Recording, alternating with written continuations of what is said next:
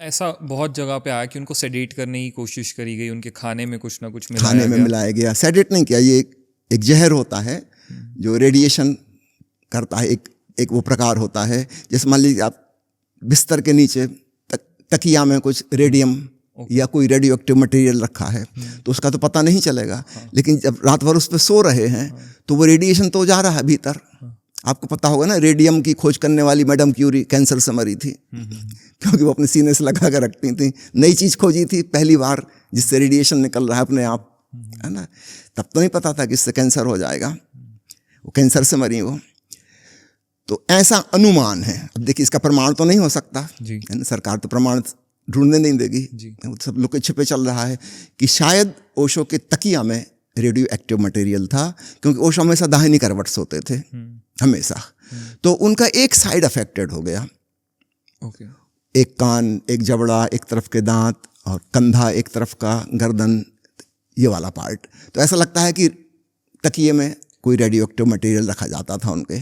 तो मतलब इंटेंशन यही था कि कोर्ट में जाने से पहले ही ओशो खत्म हो जाएं। तो इस प्रकार से कोशिश की गई। नहीं, ये नहीं चाहते थे कि जेल में मरें। अच्छा, ये तो उनके अमेरिका के सेंट्रल गवर्नमेंट का जो सबसे बड़ा एडवोकेट है, मैं नाम भूल रहा हूँ उसका क्या है, उसने बयान दिया था जब ओशो अमेरिका से छोड़ के आ गए। उसने पब्लिकली प्रेस कॉन्फ्रेंस में बयान दिया था कि उस आदमी ने कोई अपराध नहीं किया था, लेकिन हम उसको मारकर शहीद नहीं बनाना चाहते थे। जैसे ईसा मसीह को मार दिया था ना, वो गलती थी। ईसा मसीह प्रसिद्ध हो गया उसकी वजह से, आधी दुनिया ईसाई है, सूली की वजह से, ईसा मसीह की वजह से नहीं। अगर हम रजनीश को मार देते तो हिस्ट्री में उनका नाम स्वर्णाक्षरों में लिखा जाता। हम नहीं चाहते थे कि वो शहीद बने, इसलिए हमने उनको नहीं मारा है, उनको वापस लौटने के लिए मजबूर किया है। लेकिन 12 दिनों में उन्होंने पूरी कोशिश की कि ऐसी चीज़ दी जाए जो बाद में बीमारी पैदा करें, नॉट इमीडिएटली। अगर इमीडिएटली होंगी तो पता लग जाएगा। तो रेडिएशन एक हो सकता है, इसका तुरंत तो कोई असर नहीं होता, बाद में होगा कभी, साल भर बाद, 2 साल बाद। एक पॉइजन होता है जिसको थैलियम बोलते हैं, है ना। ये भी स्लो एक्टिंग है, लंबे समय में जाके इसके परिणाम आएंगे, तुरंत कुछ नहीं होगा, तुरंत पता नहीं चलेगा। और जब परिणाम आएंगे तब तक टेस्ट करने से पता नहीं चलेगा, ब्लड टेस्ट में या यूरिन टेस्ट में कहीं नहीं मिलेगा, वो जब तक निकल चुका होगा उसका कोई भी ट्रेस आउट नहीं मिलेगा। So later on you can not prove. जब कोई सिम्टम आएंगे, जब टेस्ट करेंगे तब कुछ नहीं मिलेगा बॉडी में, तो इसको भी प्रूव नहीं कर सकते। तो इस प्रकार के पॉइजन जिनको प्रूव ना किया जा सके, बाद में ट्रेस आउट ना किया जा सके, ऐसे उनको दिए गए। और एक जेल में तो उनको गायब ही करने की योजना थी। वो सब आपको रिकॉर्ड मिल जाएगा हिस्ट्री में, आप देखेंगे तो। वहाँ पे ओशो को कहा गया कि आप रजिस्टर में साइन करिए यहाँ पे, और वहाँ नाम लिखा है कुछ क्रिश्चियन नाम, कुछ वाशिंगटन करके, कि आप इसमें साइन करो। ओशो ने कहा ये तो मेरा नाम ही नहीं है। तब उन्होंने ऑर्डर दिया कि हमारा ऑर्डर है, आप साइन कीजिए इसी पर। ये अचानक रातों रात उस जेल में ले आए और एक गलत नाम के आगे साइन करा रहे हैं, ताकि बाद में ये भी सिद्ध नहीं होगा कि भगवान श्री रजनीश नाम का व्यक्ति यहाँ आया था, कहाँ गया पता ही नहीं चलेगा। इनकी कोई रिस्पॉन्सिबिलिटी नहीं, क्योंकि यहाँ तो आई नहीं था। ओशो ने अपने सुप्रसिद्ध हस्ताक्षर कर दिए जो सारे विश्व में सब जानते हैं। उसने कहा ये क्या लिख रहे हैं आप? जेलर ने कहा, ओशो ने कहा आपने कहा था दस्तखत करने की, मेरी दस्तखत ऐसे ही है। उसने सिर ठोंक लिया। ओशो के दस्तखत तो सारी दुनिया पहचानती है। ओशो ने कहा मैं अपने नाम तो लिखूंगा ना, आपने आगे लिखा है तो आप जिम्मेवार, उसको, वो मेरी लिखाई नहीं है, मेरी लिखाई में वही है जो। अब भारी मुश्किल खड़ी हो गई, कागज पे प्रमाण कि गलत नाम पे उनसे साइन करवा रहे थे। जल्दी से उनको उस जेल से हटाया गया, फिर कहीं और ले गए, फिर कहीं और ले गए, फिर कहीं और ले गए। 12 दिन बाद पोर्टलैंड के कोर्ट में हाजिर किए गए। कोई सबूत तो था ही नहीं, है ना ही कोई अपराध उन्होंने किया था। इस प्रकार का खेल चलता रहा। तो इस प्रकार ओशो को रजनीशपुरम छोड़ना पड़ा, इस प्रकार उनको जेल हुई। और अंत में खुद वहाँ के सबसे बड़े वकील ने, सेंट्रल गवर्नमेंट के रिप्रेजेंटेटिव ने कहा कि उन्होंने कोई अपराध नहीं किया था, लेकिन सरकार चाहती थी कि वो इस देश छोड़ के जाएं, रजनीशपुरम खत्म हो। तो जब 12 दिन बाद वो पोर्टलैंड कोर्ट में आए तो वहाँ से उनको रिहा करा गया? जी, वहाँ से रिहा किया गया। तो उसके बाद कब फिर ओशो ने डिसाइड किया, जब आप उनसे मिले 12 दिन के बाद, सारे लोग उनसे मिले, तो क्या उनको फील हुआ कि ओशो में कुछ डिफरेंस दिख रहा है इन 12 दिनों के बाद, ओशो अलग तरह से थोड़ा सा ये बड़ी चमत्कारी बात है। ओशो के ऊपर किन्हीं परिस्थितियों का कोई प्रभाव नहीं पड़ता। चाहे उनको सम्मान मिले कि अपमान मिले, चाहे उनकी प्रशंसा के गीत गाए, चाहे कोई उनको गालियां दे, उनको कोई फर्क नहीं पड़ता, है ना। वो अपनी उसी मस्ती में, आनंद में, शांति में, प्रफुल्लता में है, उनको कोई फर्क नहीं पड़ता। ये बहुत विचित्र और अद्भुत बयान जो हम लोग जानते हैं, बाहर के लोग इस बात को नहीं पहचानते। आप चाहें तो उस समय के वीडियो या फोटोग्राफ देख लें, जब अरेस्ट करके उनको ले जा रहे हैं, दोनों हाथों में हथकड़ियाँ बंधी हैं, तब भी वो सबको प्रणाम कर रहे हैं एज यूजुअल। जो हमेशा वो प्रणाम करने की उनकी जो मुद्रा थी, पैरों में बेड़ियाँ, चलते नहीं बन रहा अच्छे से, लेकिन सबको प्रणाम करके जा रहे हैं वो। उस समय भी उनको कोई फर्क नहीं पड़ता। तो वहाँ से जब जेल से वापस आए तो कब, कितने टाइम बाद फिर ये डिसाइड किया कि अब अमेरिका छोड़ते हैं, रजनीशपुरम को छोड़ते हैं? ये डिसाइड उन्होंने नहीं किया था, है ना। ये भी एक चालाकी पूर्ण षड्यंत्र के तहत ऐसा करवाया गया, है ना। उनको कोर्ट में हाजिर होना था, ठीक है।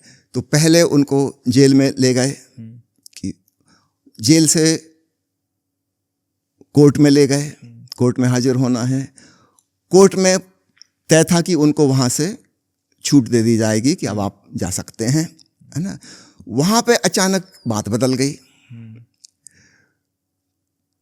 कोर्ट ने फैसला सुनाया कि $4.5 लाख जुर्माना, जबकि ये वाली बात समझौता में नहीं थी, और दूसरी शर्त ये कि आपको तुरंत देश छोड़ना होगा।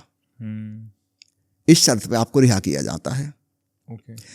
जबकि जो समझौता बना था कानूनी वकीलों के बीच में, उसमें ये दो बातें थी ही नहीं। अब ये दो बातें ऐसी थी कि $4.5 लाख अचानक कहाँ से आएंगे? इतना कैश तो किसी के पास नहीं होता, और ओशो के पास तो जेब ही नहीं था, ना उनका कोई बैंक अकाउंट था। उन्होंने तो जिंदगी में कभी डॉलर देखा ही नहीं कि डॉलर होता कैसा है। उनकी व्यवस्था तो सारे लोग कर रहे थे, पर इतना बड़ा अमाउंट तो नेचुरली अचानक कहाँ से आएगा? संयोग की बात, शीला के जाने के बाद ओशो की जो सेक्रेटरी बनी थी, उनका नाम माँ प्रेम हास्या है, और वो वहाँ की हॉलीवुड की बहुत बड़ी फिल्म प्रोड्यूसर, वो वहाँ पर मौजूद थी। उन्होंने तुरंत मनी ट्रांसफ़र करवा दी, $4.5 लाख, कि आप अभी छोड़िए इनको। अब ये वाली बात अनएक्सपेक्टेड थी। लोग नहीं, सब समय लगेगा, ओशो को फिर वापस जेल ले जाएंगे, है ना। इट विल टेक टाइम, 2-4 दिन। और हास्या ने तुरंत ही एक प्राइवेट प्लेन अरेंज कर लिया कि हम सीधे ओशो को भारत ले जाते हैं, आपकी 2 शर्तें मंजूर करते हैं। अब देखिए यहाँ पे सरकार ने क्या षड्यंत्र किया था। उनको उम्मीद थी कि इस चीज़ में बहुत देर लगेगी, और 2 घंटे बाद ओशो वापस जेल आएंगे, क्योंकि उनके कपड़े जेल में थे। तो कपड़े वहाँ से लेना है, वहाँ साइन करना है कि हम यहाँ से जा रहे हैं। वहाँ जब ओशो पहुँचे तो जल्दी पहुँच गए थे, क्योंकि वो सारा काम 2 मिनट में हो गया 2 घंटे की जगह। जब ओशो वहाँ पहुँचे तो उन्होंने गौर किया कि नीचे की मंजिल में किसी भी सेल में, किसी कोठरी में कोई भी कैदी नहीं है। जब गए थे तो पूरा भरा हुआ था सब। तो उनको बड़ा अजीब लगा कि सारे कैदी कहाँ गए। तो उन्होंने पूछा भी, तो कहा कि उनको ऊपर की मंजिल में शिफ्ट कर दिया गया है। पर समझ नहीं आया कि ऐसा क्यों अचानक किया गया। अब वहाँ जो कपड़े लेने थे और रजिस्टर पर उनको साइन करना था कि हम जा रहे हैं, छोड़ रहे हैं, है ना। अब इस काम में डिले की जा रही थी काफ़ी, कि वो ये आदमी नहीं है, वो पेन नहीं है, ये ऑफिसर कहाँ गया है। लेकिन आखिर कितनी देर कर सकते हैं? सिर्फ कपड़े वापस लौटाना है और उनको जाना है वहाँ से। फाइनली उनको छोड़ना पड़ा। ओशो आके कार में बैठे, और कार 2 मिनट ही आगे बढ़ी होगी कि पीछे से खबर आई कि वहाँ बम विस्फोट हुआ, उस कमरे में जिसमें ओशो रहते थे। और सारे पत्रकारों ने वो पूरी फिल्म खींच ली, और सारे न्यूज़ चैनल पे चल गई कि गवर्नमेंट ने ओशो को ख़त्म करने का आखिरी षड्यंत्र ये रचा था कि यहाँ आएंगे, जेल में जाएंगे, उस कमरे में रहेंगे, तब बम विस्फोट होगा। और इसलिए पता चला कि नीचे की मंजिल क्यों खाली थी। वो बम इतना था कि उस कमरे के सारे लोग मर जाएंगे, जो भी होगा। ऊपर की मंजिल तक उसकी नहीं पहुँचेगी खबर, इसलिए सबको शिफ्ट किया गया था। लेकिन संयोग की बात कह लें या कह लें अस्तित्व की कृपा, ओशो जैसे लोगों पर अस्तित्व भी बड़ा कृपालु होता है। जगह जगह से उन्हें बचाता है। वो स्वयं तो रक्षा नहीं करते अपनी, पर अस्तित्व रक्षा करता है। तो इसको आप चाहे एक चमत्कार की कैटेगरी में गिन लें, मैं तो इसको संयोग नहीं मानता कि 2 मिनट वो निकले हैं बाहर और बम विस्फोट हो गया। टाइम बम वहाँ रखा हुआ था और फिर न्यूज़ मीडिया ने इस बात को खूब उछाला, जी भर के उछाला कि उनको मारने के लिए सरकार ने इतना गंदा षड्यंत्र रचा था कि जेल में उनको मारा जा रहा था। सामान्यतः जेल को बहुत सुरक्षित जगह समझा जाता है, जेल में भी षड्यंत्र रचा गया था। वो तो अच्छा हुआ, ओशो सीधे प्लेन में बैठे और भारत के लिए रवाना हो गए। और ये कौन से साल की बात है अब जब वो वापस भारत आए? मेरे ख्याल से सितंबर एंड ऑफ 85